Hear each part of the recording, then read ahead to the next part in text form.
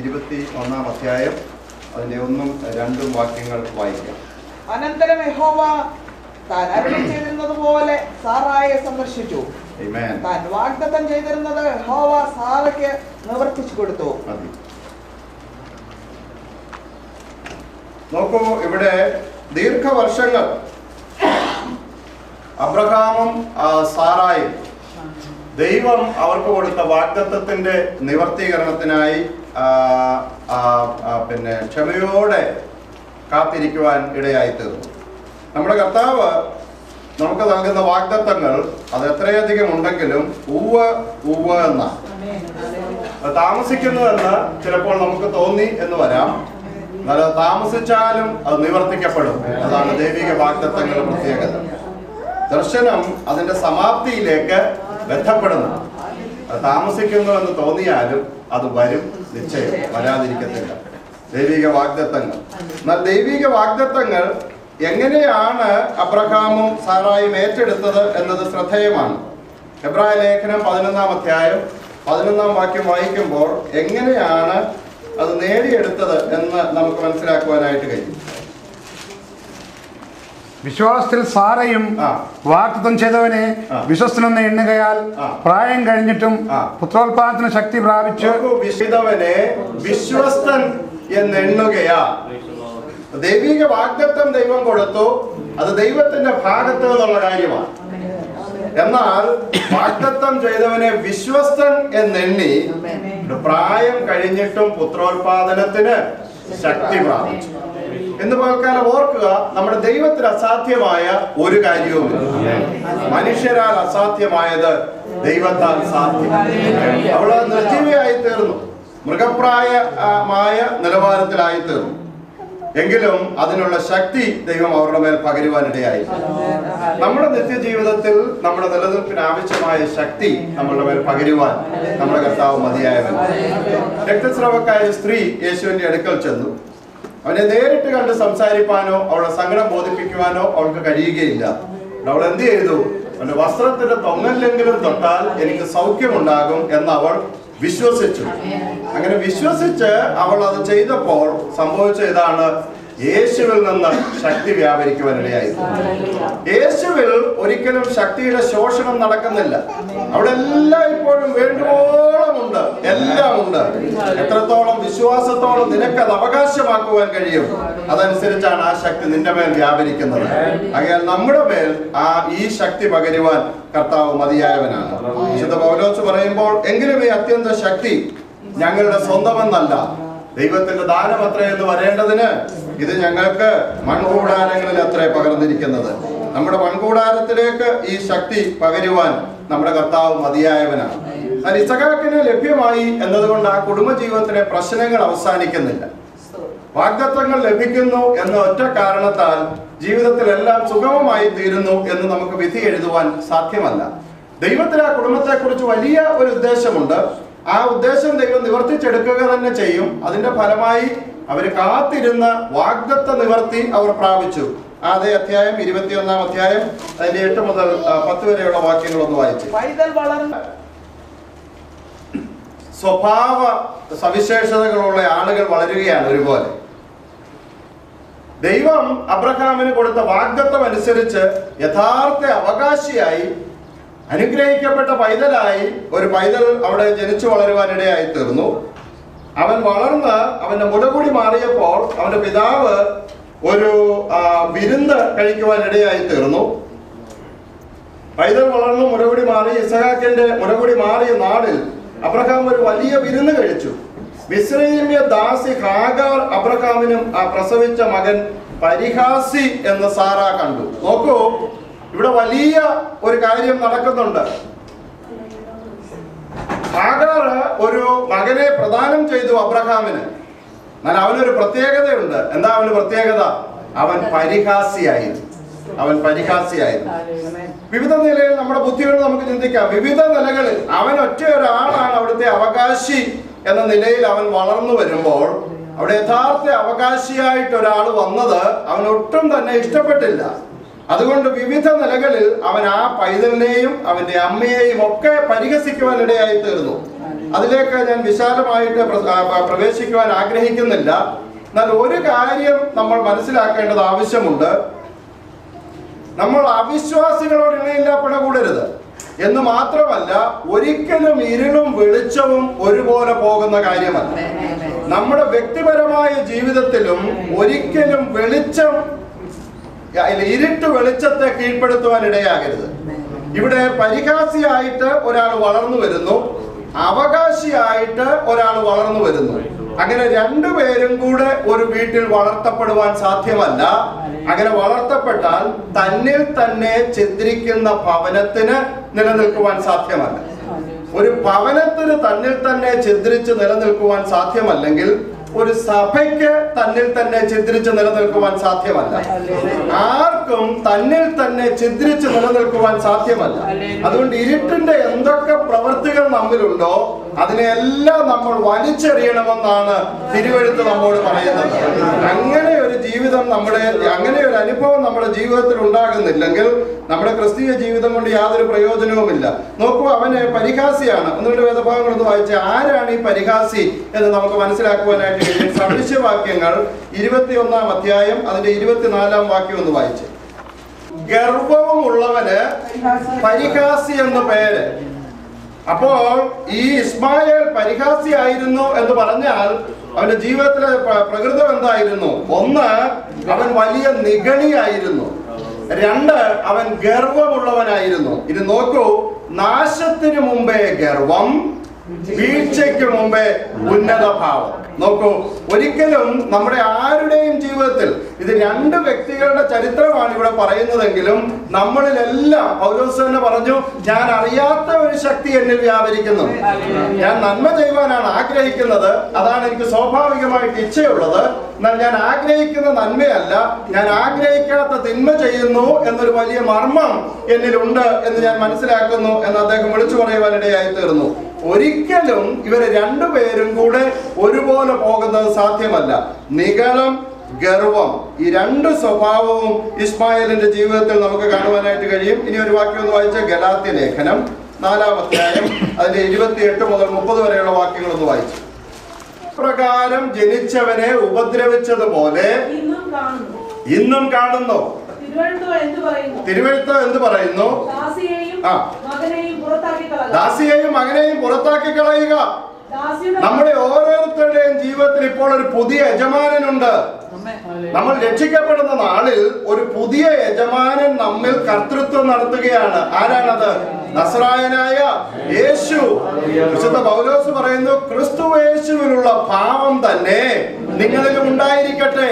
അപ്പോൾ നമ്മൾ വാഗ്ദത്ത പ്രകാരം മക്കളായെങ്കിൽ ജഡപ്രകാരമുള്ള മക്കളിലെ ഗർവം, നിഗളം, അഹങ്കാരം ഇതൊന്നും നമ്മുടെ ജീവിതത്തിൽ ഉണ്ടാകാൻ സാധ്യമല്ല. അതിനെ എന്ത് ചെയ്യണമെന്നാ? വീട്ടിൽ നിന്ന് ഇറക്കി വിടണം. അതിനെ നമ്മുടെ ജീവിതത്തിൽ നിന്ന് നമ്മൾ ഇറക്കി വിടണം. അബ്രഹാമിന് മടിയുണ്ടായിരുന്നു ഇസ്മായിലിനെ ഇറക്കി വിടാൻ, സ്വന്തം മകനല്ലേ. എന്നാൽ ദൈവം അവനോട് പറഞ്ഞു, ഈ കാര്യത്തിൽ സാറാ പറഞ്ഞു കേട്ടവരെ ഇറക്കി വിട്ടേക്കാൻ പറഞ്ഞു. ഹല്ലേലൂയ. ആരെങ്കിലും സഹോദരന്മാരോട് നിങ്ങളുടെ ഭാര്യമാര് പറയുക, ആ ഇസ്മായിലിനെ അങ്ങ് ഇറക്കി വിട്ട അച്ചായ എന്ന് പറഞ്ഞാൽ ഇറക്കി വിട്ടേക്കണം. തിരിച്ചും കേട്ടോ. നോക്കൂ, നമ്മുടെ എല്ലാം ജീവിതത്തിൽ സംഭവിക്കുവാൻ സാധ്യതയുള്ള കാര്യമാണിത്. അന്ത്യകാലത്ത് വരുമ്പോൾ ഇങ്ങനെയുള്ളവരുടെ എണ്ണം വർദ്ധിക്കുമെന്നാണ് തിരുവെഴുത്ത് പഠിപ്പിക്കുന്നത്. യൂദായുടെ ലേഖനം 18-ാം വാക്യം ഒന്ന് വായിച്ചു.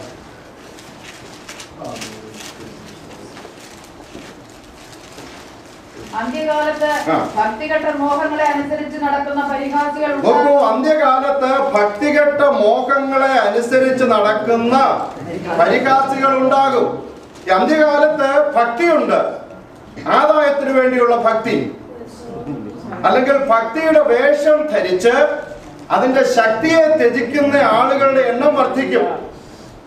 എല്ലാവരും ഭക്തിക്കാരാണ്, എല്ലാവരും ദൈവത്തിന്റെ കാര്യമാണ് പറയുന്നത്, ഒക്കെ ശരിയാ. പക്ഷെ എന്തിനു വേണ്ടിയാ? സ്വന്തം കാര്യലാഭത്തിന് വേണ്ടി. അങ്ങനെയുള്ള ആളുകളുടെ എണ്ണം വർദ്ധിക്കുന്ന കാലത്താണ് നമ്മൾ ജീവിക്കുന്നത്. എന്നാൽ ദൈവമക്കളെ കുറിച്ച് പറയുമ്പോൾ 1-ാം സങ്കീർത്തനത്തിൽ നമ്മൾ വായിക്കുന്നു, ദുഷ്ടന്മാരുടെ ആലോചന പ്രകാരം നടക്കാതെ, പാപികളുടെ വഴിയിൽ നിൽക്കാതെ, പരിഹാസികളുടെ ഇരിപ്പിടത്തിൽ ഇരിക്കാതെ. ആരാ പരിഹാസി? നിഗളവും ഗർവവും ഉള്ള പരിഹാസിയുടെ അടുക്കൽ ഒരു ദൈവമായതിൽ ഇരിപ്പിടം കണ്ടെത്തി അവിടെ വിട്ടുപോകണം. അതാണ് തിരുവെഴുത്ത് നമ്മെ പഠിപ്പിക്കുന്നത്. ഹല്ലേലൂയ. നമ്മുടെ ജീവിതത്തിൽ നമ്മൾ പ്രമാണിക്കേണ്ട കാര്യങ്ങളെല്ലാം വേദപുസ്തകം നമ്മോട് പറയുന്നുണ്ട്. ആരാ ദുഷ്ടനെന്നറിയാമോ? ദുഷ്ടൻ എന്ന് പറഞ്ഞാൽ നമ്മൾ വിചാരിച്ചിരിക്കുന്നത് ദുഷ്ടന്മാർ മുഴുവൻ സെൻട്രൽ ജയിലിലാണെന്നാണ്. ഈ പുറത്ത് നടക്കുന്ന ആളുകളെല്ലാം വളരെ ഡീസന്റ് ആയിട്ടുള്ളവരാണ്. ദുഷ്ടന്മാരായിട്ടുള്ളവരെല്ലാം പോലീസ് ആയുഷ്കാല പണിഷ്മെന്റ് നൽകി ജയിലിൽ അയച്ചിരിക്കുന്നതല്ല. ഇഷ്ടംപോലെ ദുഷ്ടന്മാർ കയ്യും വീശി ഇതിലേക്ക് നടക്കുന്നുണ്ട്. ആരാ ദുഷ്ടന്മാരെന്നറിയാമോ? ധാർമ്മികമായി തെറ്റിയവനാണ് ദുഷ്ടൻ. അവന് ധാർമ്മിക നീതിയില്ല. ഞാൻ ഈ അടുത്തിടെ TV ഒന്ന് ഓൺ ചെയ്ത് കഴിഞ്ഞപ്പോഴത്തേന് ലജ്ജാകരമായി പോയി. ലജ്ജയായതിൽ അവർക്ക് മാനം തോന്നുന്നു എന്ന് വേദപുസ്തകത്തിൽ എഴുതിയിട്ടുണ്ട്. അങ്ങനെ ഒരു കാലഘട്ടത്തിലാണ് നമ്മൾ ജീവിക്കുന്നത്. ഒരു വീട്ടില് 5 പുരുഷന്മാരുണ്ട്. 5ഉം തോന്നിവാസമായിട്ട് ജീവിക്കുന്നവന്മാർ. തോന്നിവാസം എന്ന് പറഞ്ഞാൽ ഒരുമാതിരിപ്പെട്ട തോന്നിവാസമല്ല. എല്ലാവരും എത്രയും തോന്നിവാസമായിട്ട് ജീവിക്കാമോ അത്രയും തോന്നിവാസമായിട്ട് ജീവിക്കും. നമ്മുടെ നാട്ടിൽ ഒരു ഗുണമുണ്ട്. തോന്നിവാസമായിട്ട് ജീവിച്ചാൽ അത് ആരെങ്കിലും അറിയരുതെന്ന് വിചാരിക്കും. ഇവിടെ തോന്നിവാസമായിട്ട് വിചാരിച്ചാൽ 4 പേര് അറിയട്ടെന്ന് വിചാരിച്ച് TV-യിൽ കൂടെ അങ്ങ് പ്രസിദ്ധം ചെയ്യും. നോക്കൂ, എത്രയോ ദോഷകരമായ ധാർമ്മിക അധപ്പതനമുള്ള ഒരു കാലഘട്ടത്തിലാണ് നമ്മൾ ജീവിക്കുന്നത്. ആരാണ് പാപി? ദൈവിക കൽപ്പന ലംഘിക്കുന്നവനെല്ലാം പാപികളാണ്. ദൈവിക കൽപ്പനകൾ ലംഘിക്കുന്നവനെല്ലാം പാപിയാണ്. ദൈവത്തിന്റെ കൽപ്പനകൾ നമ്മൾ അനുസരിക്കുന്നതിന് വേണ്ടിയുള്ള കൽപ്പനകളാണ്. ആ കൽപ്പന ഏതായാലും അത് നമ്മൾ ലംഘിക്കുകയാണെങ്കിൽ, നമ്മൾ എത്രയധികം ദൈവത്തോട് അടുത്ത് ജീവിക്കുന്നു എന്ന് അവകാശപ്പെട്ടാലും നമ്മളെ ആരുടെ ലിസ്റ്റിലാണ് ദൈവം പെടുത്തിയിരിക്കുന്നത്? പാപികളുടെ ലിസ്റ്റിലാണ് പെടുത്തിയിരിക്കുന്നത്. നോക്കൂ, അങ്ങനെയുള്ള ഒരു അനുഭവം നമ്മുടെ ജീവിതത്തിൽ വരാതെ ഒരു വാക്യം കൂടെ വായിച്ച് 15 സങ്കീർത്തനം 4-ാം വാക്യം. വഷളനെ നിന്ദനായി എണ്ണുകയും യഹോവ ഭക്തന്മാരെ ബഹുമാനിക്കുകയും ചെയ്യുന്നവൻ, സത്യം ചെയ്തിട്ട് ഛേദം വന്നാലും മാറാത്തവൻ. വഷളനെ നിന്ദനായി എണ്ണുകയും യഹോവ ഭക്തനെ ബഹുമാനിക്കുകയും ചെയ്യുന്നവൻ. നോക്കൂ, നമ്മളിൽ നിന്ന് കർത്താവ് പ്രതീക്ഷിക്കുന്ന പ്രവർത്തന രീതി എന്താ? വഷളനെ നിന്ദനായി എണ്ണുക, യഹോവ ഭക്തനെ ബഹുമാനിക്കുക. വഷളനെ കണ്ടാൽ നമ്മൾ അവനോട് കൂട്ടുകൂടുവാനല്ല, തെറ്റ് ചെയ്യുന്ന ഒരുത്തനെ കണ്ടാൽ നമ്മൾ അവനോട് കൂട്ടുകൂടി സാരമില്ലെന്ന് പറയുന്നവനല്ല, അവനെ നിന്ദനായി എണ്ണണം. അതുകൊണ്ട് അവന്റെ മേൽ വഴക്കിന് കയറി ചെല്ലണമെന്നൊന്നുമല്ല. അവനും നമ്മളുമായിട്ടൊരു ഓഹരിയുമില്ല, അവനുമായിട്ട് എനിക്കൊരു പങ്കുമില്ല എന്നുള്ള നിലയിൽ നമ്മൾ ജീവിക്കുന്നവരാകുവാനാണ് കർത്താവ് നമ്മെക്കുറിച്ച് ആഗ്രഹിക്കുന്നത്.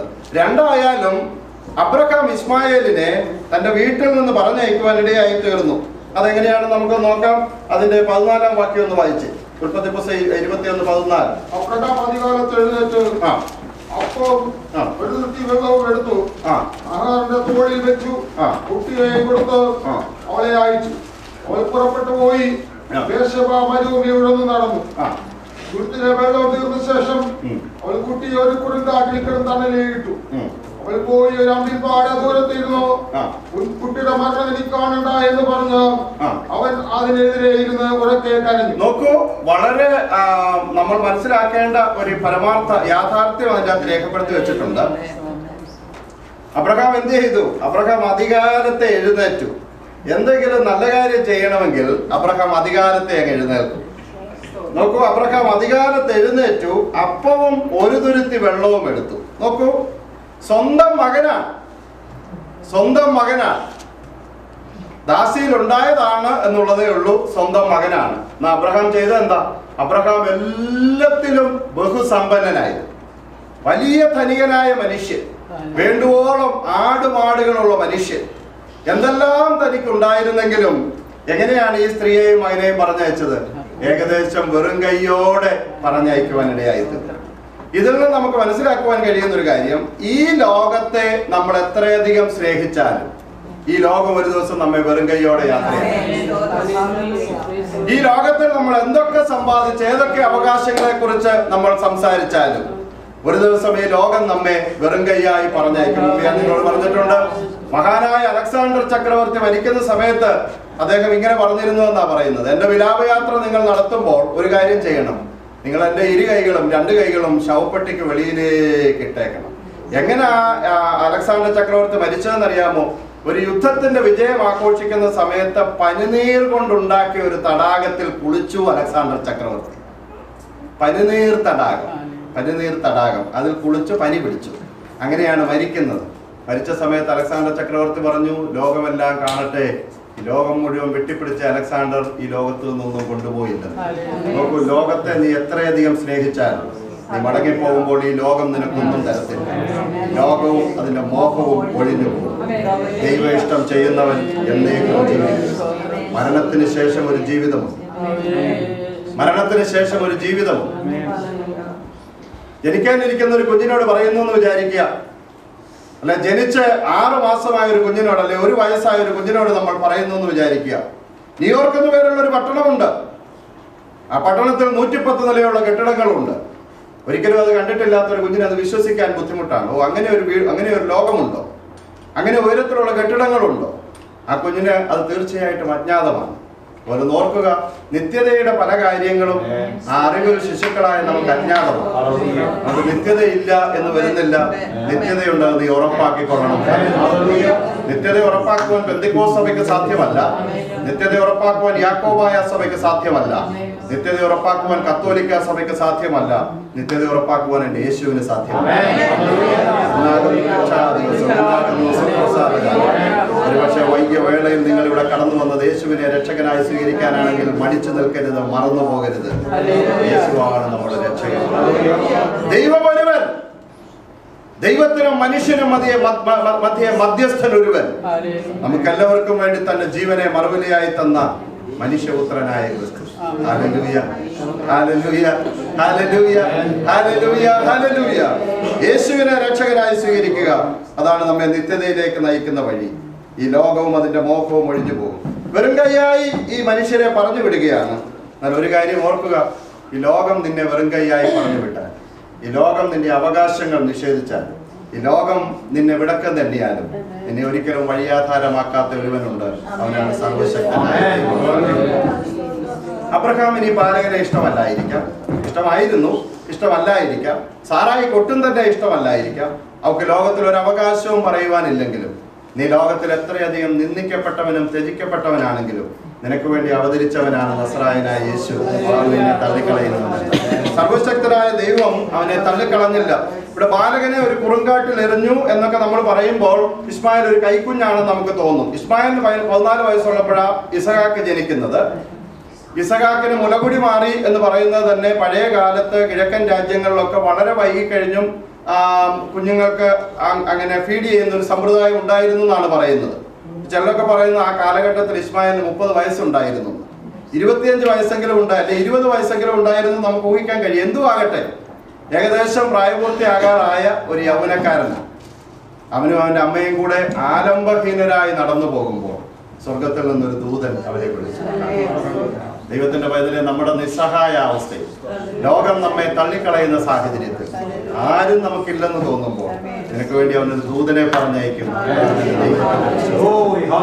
ആ സമയത്ത് ദൈവം മുഖം നോക്കുന്നവനല്ല, ആ സമയത്ത് അവൻ മതം നോക്കുന്നവനല്ല, ആ സമയത്ത് അവൻ ജാതി നോക്കുന്നവനല്ല. അവൻ നമുക്ക് വേണ്ടി സേവകാത്മാക്കളെ അയക്കുന്നവൻ. ദൂതന്മാർ, വിവിധ തരത്തിലുള്ള ദൂതന്മാരെ കുറിച്ച് തിരുവഴുത്തിൽ നമുക്ക് മനസ്സിലാക്കുവാനായിട്ട് കഴിയും. സാധാരണ ദൂതന്മാരുണ്ട്, കെറൂബുകൾ ഉണ്ടെന്ന് വായിച്ച ഉൽപ്പത്തി പുസ്തകം 3-ാം വാക്യം ഒന്ന് വായിച്ചേ. കെറൂബുകൾ തിരിഞ്ഞുകൊണ്ടിരിക്കുന്ന വാളിന്റെ ജ്വാലയുമായി നിർത്തി സാധാരണ ദൂതന്മാരുണ്ട്, കെറൂബുകളുണ്ട്, സാറാഫുകൾ ഉണ്ടെന്ന് വായിച്ച് നമുക്കറിയാവുന്ന യെശയ്യാ പ്രവാചകന്റെ പുസ്തകം 6-ാം വാക്യം.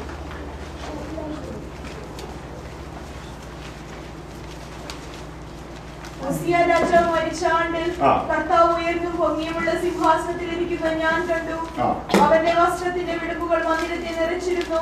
സാറാഫുകൾ അവന് ചുറ്റും നിന്നു. നോക്കൂ, യാഗപീഠത്തിൽ ശുശ്രൂഷ ചെയ്യുന്നതിന് വേണ്ടി നിൽക്കുന്ന പ്രത്യേക ദൂതഗണങ്ങൾ, സാറാഫുകൾ.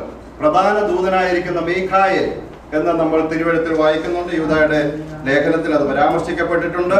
ഇങ്ങനെ വലിയ ഒരു സൈന്യം ദൈവത്തിന്റെ ആജ്ഞാനുവർത്തികളായി നിൽക്കുന്നുണ്ട്. 68-ാം സങ്കീർത്തനം 17-ാം വാക്യം ഒന്ന് വായിച്ച്. ദൈവത്തിന്റെ രഥങ്ങൾ 1000,000 കോടിയുമായിരുന്നു. കർത്താവ് അവരുടെ ഇടയിൽ സീനായിൽ വിശുദ്ധ മന്ദിരത്തിൽ തന്നെ. നോക്കൂ, 1000,000 കോടാനുകോടി ദൂതഗണങ്ങൾ ദൈവമക്കളുടെ സേവകാത്മാക്കളായി ദൈവം നിയമിച്ചിട്ടുണ്ട്.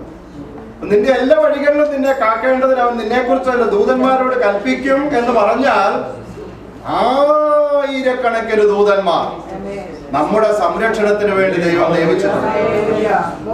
നമ്മുടെ സംരക്ഷണത്തിന് വേണ്ടി. ഇനി ഒരു ദൂതന്റെ ശക്തി എത്ര ഒന്ന് വായിച്ച യെശയ്യാപ്രവാചകന്റെ പുസ്തകം 37-ാം അധ്യായം 36-ാം വാക്യം ഒന്ന് വായിച്ച്. ഒരു ദൂതൻ തന്നെ എത്രയധികം ശക്തിയുള്ള ആളാണ്.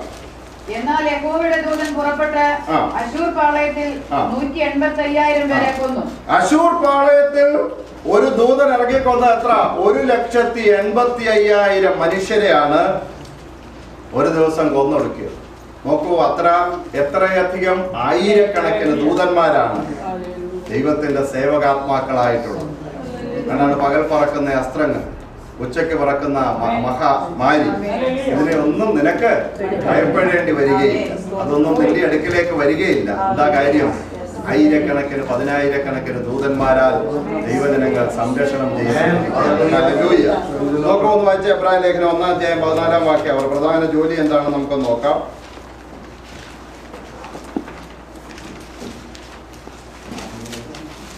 അവരൊക്കെയും രക്ഷ പ്രാപിപ്പാനുള്ള അവരൊക്കെയും രക്ഷ പ്രാപിപ്പാനുള്ളവരുടെ ശുശ്രൂഷയ്ക്കായി നിയമിക്കപ്പെട്ടിരിക്കുന്ന സേവകാത്മാക്കൾ അത്രേ. ആമേൻ. ദൂതന്മാരെ ആരാധിക്കുന്നവരുണ്ട്. ദൂതന്മാരുടെ ജോലി എന്തുവാ? നമ്മളെ ദൈവമക്കളെ സംരക്ഷിക്കുന്ന ജോലിയാണ് ദൈവം ആരെ ഏൽപ്പിച്ചിരിക്കുന്നത്? ദൂതന്മാരെ ഏൽപ്പിച്ചിരിക്കുന്നത്. ആ ദൂതന്മാരെ ആരാധിക്കേണ്ട കാര്യമുണ്ടോ? ആരാധിക്കേണ്ട കാര്യമില്ല. ദൂതന്മാരെ ആരാധിക്കുന്നവരുണ്ട്. എന്തിനെല്ലാം ആരാധിക്കുന്ന ക്രൈസ്തവർ തന്നെയുണ്ട്. പോട്ടെ, ഞാൻ അവിടേക്ക് പ്രവേശിക്കുന്നില്ല. നമ്മൾ ദൂതന്മാരെ ആരാധിക്കേണ്ട ആവശ്യമില്ല. നമ്മൾ ദൂതന്മാരെ ആരാധിക്കുന്നവരുമല്ല. എന്താ കാരണം? അവരെ നിയമിച്ചിരിക്കുന്നത് നമ്മുടെ സേവകാത്മാക്കളായിട്ടാണ്. 91-ാം സങ്കീർത്തനം 11-ാം വാക്യം ഒന്ന് വായിച്ചു. തന്റെ ദൂതന്മാരോട് കൽപ്പിക്കും. നിന്റെ കാൽ കല്ലിൽ തട്ടിപ്പോകാതിരിക്കേണ്ടതിന് അവർ നിന്നെ കൈകളിൽ വഹിച്ചുകൊള്ളും. ഹല്ലേലൂയ. നോക്കൂ, ദൈവത്തിന്റെ വിശ്വസ്തത എത്ര വലുതാണ് എന്നോർക്കുക. ദൈവം നമ്മെ അത്ഭുതകരമായി പരിപാലിക്കുന്നവനാണ്. നീ ഇതിനേക്കാളൊക്കെ വലിയ ഒരു ദൗത്യം ദൂതന്മാർക്കുണ്ടോ എന്ന് വായിച്ച യൂദായുടെ ലേഖനം അതിന്റെ 9-ാം വാക്യം ഒന്ന് വായിച്ചു. 9-ാം വാക്യം. എന്നാൽ പ്രധാന ദൂതനായ മീഖായേൽ മോശയുടെ ശരീരത്തെക്കുറിച്ച് പിശാചിനോട് തർക്കിച്ചു വാദിക്കുമ്പോൾ ഒരു ദൂഷണവിധി ഉച്ചരിക്കാതെ കർത്താവ് നിന്നെ ഭത്സിക്കട്ടെ എന്ന് പറഞ്ഞു. ഒരു നിമിഷം നിൽക്കാം അവിടെ. നമുക്ക് മോശ മരിക്കുന്നു. ആ മരണസമയത്ത് പിശാച് ഒരു അവകാശവാദവുമായി അവിടെ വരികയാണ്. എന്താ പിശാചിന്റെ അവകാശവാദം? മോശയെക്കുറിച്ച് ന്യായമായ ചില കാര്യങ്ങൾ പിശാചിന് പറയുവാനുണ്ട്. എന്താ അത്? മോശ ദേഷ്യപ്പെട്ടിട്ടുണ്ട്. മോശ ദൈവത്തിന്റെ വാക്കുകൾക്ക് ഉപരിയായിട്ട് കയറി ചെയ്തിട്ടുണ്ട്. അതിന് പിശാച് ദൂതനോട് പറയാ, ഇവന്റെ ആത്മാവിനെ ഞാൻ വിട്ടുതരികയില്ല. തിരുവെഴുത്ത് നമ്മോട് ചോദിക്കുന്നത്, ദൈവം നീതീകരിച്ചവനെ കുറ്റം വിധിക്കുവാൻ നീ ആര്? നമ്മെ എല്ലാവരെയും കുറ്റം വിധിക്കുവാൻ നിൽക്കുന്ന ഒരു പിശാചുണ്ട്. നമ്മുടെ എല്ലാവരുടെയും പ്രാഗൽഭ്യത്തെ ചോദ്യം ചെയ്യുന്ന ഒരു പിശാചുണ്ട്. ഇവൻ ഏത് സമയം വരെ വരും? മരണത്തിന്റെ സമയം വരെ വന്നപ്പോൾ ദൈവം ആരെ പറഞ്ഞയച്ചു? പ്രധാന ദൂതനായിരിക്കുന്ന മീഖായേലിനോട് പറഞ്ഞു, ചെന്നിട്ട് എന്റെ ദാസനായിരിക്കുന്ന മോശയുടെ ആത്മാവുമായി നീ ഇങ്ങ് പോരാൻ പറഞ്ഞു. ദൈവത്തിന്റെ പൈതലെ, നീ ഭക്തിയോടുകൂടെ ജീവിക്കുന്നവനാണെങ്കിൽ പിശാച് എത്ര വലിയ പോരാട്ടങ്ങൾ അഴിച്ചുവിട്ട് നിന്റെ മരണക്കിടക്കയിൽ നിന്നെ തകർക്കുവാൻ ശ്രമിച്ചാൽ പോലും പ്രധാന ദൂതനായ മീഖായേൽ വന്ന് നിന്റെ ആത്മാവുമായി ദൈവസന്നിധിയിലേക്ക് പോകും. വീഴാതെ വണ്ണം നമ്മെ സൂക്ഷിച്ച് തന്റെ മഹിമാ സന്നിധിയിൽ നമ്മളെ കണക്കമറ്റവരായി ആനന്ദത്തോടെ കൂടെ നിർത്തുവാൻ കഴിയുന്നവനുണ്ട്. അതാണ് ദൂതന്റെ ജോലി. ഹല്ലേലൂയ. നീ ഒരു ദൈവപൈതലായി കഴിഞ്ഞാൽ പിന്നെ നീ ദൈവത്തിന്റെ കരങ്ങളിലാണ്. നിന്റെ സുരക്ഷിതത്വത്തിന്റെ ഉത്തരവാദിത്വം എന്റെ കർത്താവിനുള്ളതാണ്. നിന്നെ നിത്യതയിൽ എത്തിക്കുന്ന ഉത്തരവാദിത്വം എന്റെ കർത്താവിനുള്ളതാണ്. ഹല്ലേലൂയ. ദൈവത്തിന്റെ വലിയ വിശ്വസ്തതയ്ക്കായി ഞാൻ ദൈവത്തെ സ്തുതിക്കുന്നു. തിരുവെഴുത്ത് നമ്മൾ പഠിച്ചാൽ ശുശ്രൂഷകന്മാരെ ദൂതന്മാരെന്ന് വിളിച്ചിട്ടുണ്ട്. അതൊന്ന് വായിച്ച് ഞാൻ ആ ഭാഗം അവസാനിപ്പിക്കാം. ഒന്ന് വായിച്ച് വെളിപ്പാട് പുസ്തകത്തിൽ ഓരോ ഫിലാദൽഫിയ സഭയുടെ ദൂതന് എഴുതുക, അല്ലെങ്കിൽ ലവോദീഷ്യ സഭയുടെ ദൂതൻ എഴുതുക. ഇങ്ങനെ എഴുതിയിട്ടുണ്ട്. 2 കൊരിന്ത്യർ 8:23. സഭകളുടെ ദൂതന്മാരും നമ്മളുടെ സഹോദരന്മാർ സഭയുടെ ദൂതന്മാരും. തീത്തോസിനെ കുറിച്ചും മറ്റും പൗലോസ് പറഞ്ഞിരിക്കുകയാണ്, നമ്മുടെ സഹോദരന്മാർ ആരാണ്? സഭയുടെ ദൂതന്മാർ. നോക്കൂ, അപ്പോൾ ദൈവത്തിന് അനേകായിരം സേവകാത്മാക്കൾ ദൂതന്മാരുള്ളതുപോലെ ദൈവത്തിന്റെ സഭയെ ഭൂമിയിൽ കാക്കുന്നതിന് വേണ്ടി അവൻ ആരെ ആക്കിയിട്ടുണ്ട്? ശുശ്രൂഷകന്മാരായ ദൂതന്മാരെ ആക്കിയിട്ടുണ്ട്. നോക്കൂ, ദൈവത്തിന്റെ വിശ്വസ്തത, അവന്റെ കരുണ എത്ര വലിയതാണ് എന്ന് ഓർക്കുക.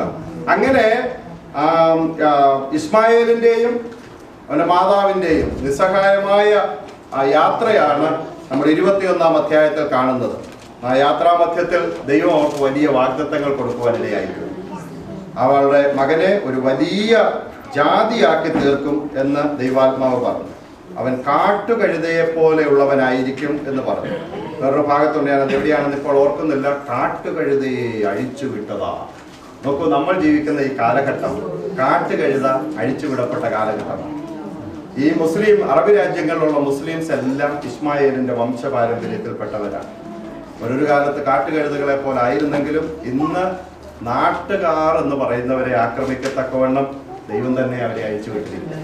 അതിന്റെ ഏറ്റവും വലിയ ഇരകളായി ജീവിക്കുന്നവരാണ് അമേരിക്ക. നോക്കൂ, ദൈവവചനത്തിലെ ഒരു വാക്കിനും പോലും ഒരിക്കലും വ്യത്യാസം വരുന്നില്ല. ദൈവം ചെയ്യുന്ന ഏത് കാര്യത്തിനും ദൈവത്തിന് വലിയൊരു പദ്ധതിയുണ്ട്, അത് നിവർത്തിക്കപ്പെടുക തന്നെ ചെയ്യും. അങ്ങനെ 21-ാം അധ്യായം അവസാനിക്കാണ്. നമുക്ക് 22-ാം അധ്യായത്തിലേക്ക് പ്രവേശിക്കാം. അവിടെ അബ്രഹാമിന്റെ ഏറ്റവും വലിയ അനുസരണം നമുക്ക് കാണുവാൻ കഴിയും. വായിച്ച 22-ാം അധ്യായം 1-ാം വാക്യം. അതിന്റെ ശേഷം ദൈവം അബ്രഹാമിനെ പരീക്ഷിച്ചത് എങ്ങനെയെന്നാൽ അബ്രഹാമേ എന്ന് വിളിച്ചതിന് ഞാനിതാ എന്ന് അവൻ പറഞ്ഞു. ഇവിടെ നമുക്ക് ഒരു കോൺട്രഡിക്ഷൻ ഉണ്ട്. നമ്മൾ യാക്കോബിന്റെ ലേഖനം ഒന്ന് വായിച്ച യാക്കോബിന്റെ ലേഖനം 1-ാം അധ്യായം 14-ാം വാക്യം. പരീക്ഷിക്കപ്പെടുമ്പോൾ ഞാൻ ദൈവത്താൽ പരീക്ഷിക്കപ്പെടുന്നു എന്ന് ആരും പറയരുത്. ദൈവം ആരെയും പരീക്ഷിക്കുന്നില്ല. അപ്പൊ വേദപുസ്തകത്തിന്റെ ഒരു ഭാഗത്ത് പറയുന്നു ദൈവം ആരെയും പരീക്ഷിക്കുന്നില്ല. ഇവിടെ പറഞ്ഞിരിക്കുന്നു ദൈവം അബ്രഹാമിനെ പരീക്ഷിച്ചു. എന്താണ് അതിൻ്റെ അകത്തെ വൈരുദ്ധ്യം? 1-2 കാര്യങ്ങൾ ഞാൻ മുമ്പ് ചില വർഷങ്ങൾക്ക് മുമ്പ് ഇവിടെ ക്ലാസ് എടുത്തപ്പോൾ പറഞ്ഞതാണ്. അന്നില്ലാത്ത പലരും ഉണ്ടല്ലോ. അതുകൊണ്ട് പലപ്പോഴും നമ്മുടെ വിശ്വാസത്തിന്റെ അത് പരീക്ഷയും പ്രലോഭനവും രണ്ടും രണ്ടാണ്. ദൈവം ആരെയും തെറ്റായ കാര്യങ്ങൾ കാണിച്ച് പ്രലോഭിപ്പിക്കുന്നില്ല. പലപ്പോഴും ദൈവം നമ്മെ പരീക്ഷിക്കും. ഒന്ന് വായിച്ചേ, ഉൽപ്പത്തി പുസ്തകം 2-ാം അധ്യായം 16-17 വാക്യങ്ങളൊന്ന് വായിച്ചു. ത്തിലെ സകല വൃക്ഷങ്ങളുടെയും ഫലം നിനക്ക് ഇഷ്ടം പോലെ തിന്നാം, എന്നാൽ നന്മ തിന്മകളെ കുറിച്ചുള്ള അറിവിന്റെ വൃക്ഷത്തിന്റെ ഫലം തിന്നരുത്. അറിവിന്റെ വൃക്ഷത്തിന്റെ ഫലം തിന്നരുത്. സത്യത്തിൽ അതൊരു ചെറിയ ടെസ്റ്റാണ്, ഒരു ചെറിയ നിയമം, വ്യവസ്ഥ ദൈവം അവിടെ വെക്കുകയാണ്. ദൈവം വെക്കുന്ന വ്യവസ്ഥകൾ അത് ചെറിയ പരീക്ഷകളാണ്. പിശാച് അതിനെ പ്രലോഭനമാക്കി മാറ്റും. ഒന്ന് വായിച്ച അതേ അധ്യായം പുസ്തകത്തിന്റെ 3-ാം അധ്യായം 5-ാം വാക്യം ഒന്ന് വായിച്ചു.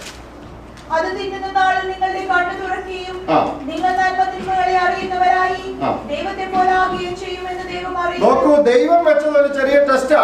അത് പാലിക്കുന്നതിന് അവർക്ക് ഒരു ബുദ്ധിമുട്ടുമില്ല. അവരത് തിന്നുന്നില്ല.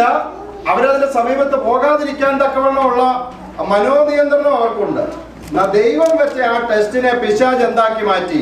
ഒരു പ്രലോഭനമാക്കി മാറ്റിവെച്ച് പറഞ്ഞത് തിന്നുന്ന ആൾ നിന്റെ കണ്ണു തുറക്കും, അതുകൊണ്ടാണ് നീ തിന്നരുതെന്ന് ദൈവം പറഞ്ഞ ഒരു വലിയ എക്സ്പ്ലനേഷൻ ഒക്കെ കൊടുത്തപ്പോ ഇവരെ പരീക്ഷയിലേക്ക് വരും.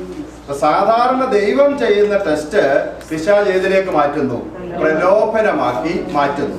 നമ്മുടെ ദൈവം ഒരിക്കലും നമ്മെ ദോഷങ്ങളാൽ പരീക്ഷിക്കുന്നില്ല.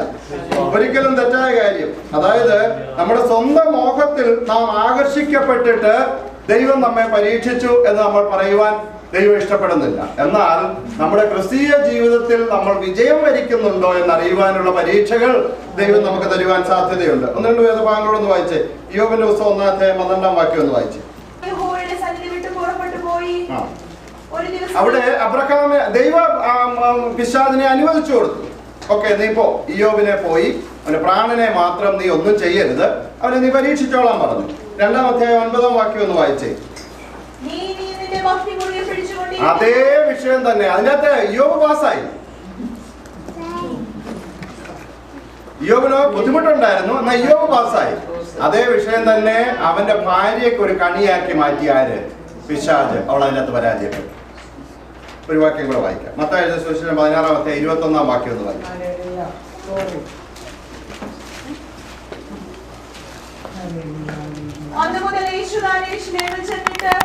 അമേരിക്കയിൽ സാധാരണ പറയുന്ന ഒരു പഴഞ്ചൊല്ലുണ്ട്, there is no free lunch. there is no free lunch. ഒന്നും സൗജന്യമല്ല. ഒന്നും സൗജന്യമല്ല. അബ്രഹാമിന് ദൈവം ഒരു വാഗ്ദത്തം കൊടുത്തു. നിനക്ക് ഒരു വാഗ്ദത്ത സന്തതി ഉണ്ടാകും. അവനാണ് നിന്റെ യഥാർത്ഥ അവകാശി. അവനിൽ കൂടെ ഞാൻ നിന്റെ നാമധേയം നിലനിർത്തും. ദൈവത്തിന്റെ വലിയ വാഗ്ദത്തമായി.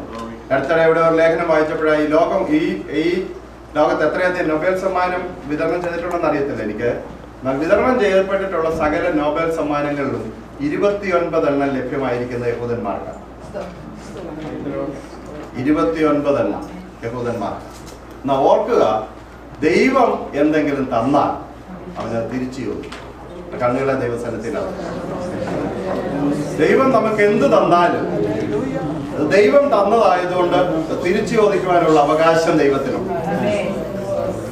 തിരിച്ചു നമ്മളോട് ആവശ്യപ്പെടുവാനുള്ള അവകാശം ദൈവത്തിനുണ്ട്. അപ്പോൾ ഞാനത് വിട്ടുകൊടുക്കുവാൻ മനസ്സുള്ളവനാണോ അല്ലയോ എന്നുള്ള പരീക്ഷ നമ്മുടെ എല്ലാവരുടെയും ജീവിതത്തിലുണ്ട്. ആ പരീക്ഷയിൽ അബ്രഹാം ജയിച്ചു കഴിഞ്ഞപ്പോഴാണ് അവൻ യഥാർത്ഥത്തിൽ അനുഗ്രഹിക്കപ്പെട്ടവനായി തീർന്നത്. ധാരാളമായ സമ്പത്ത്, മൃഗസമ്പത്ത്, ആടുമാടുകൾ എല്ലാം അബ്രഹാമിനുണ്ടായിരുന്നു.